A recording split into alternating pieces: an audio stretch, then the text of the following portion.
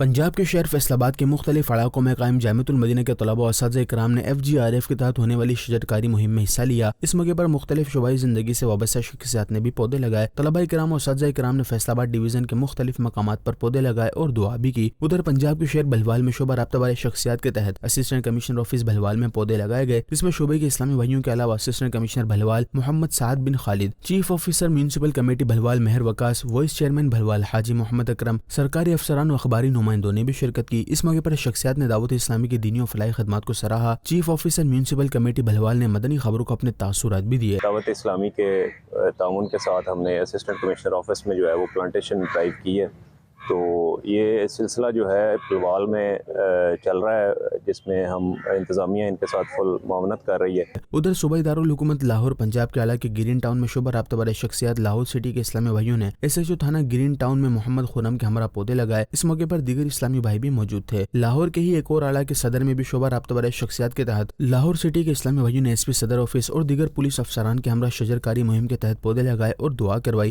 شعبہ رابطہ والے شخصیات لاہور سٹی کے اسلامی بھائیوں نے XCN واسا اقبال ٹاؤن زون اور دیگر افسران کے ہمراہ شجرکاری مہم کے تحت پودے لگائے اور دعا کروائی۔ دوسری جانب پنجاب کے شہر لودھرا میں شعبہ رابطہ والے شخصیات کے ڈویژن ذمہ دار ڈسٹرکٹ نگران اور دیگر اسلامی بھائیوں نے DSP ٹریفک خالد محمود اور دیگر افسران کے ہمراہ پودے لگائے اور دعا بھی کروائی۔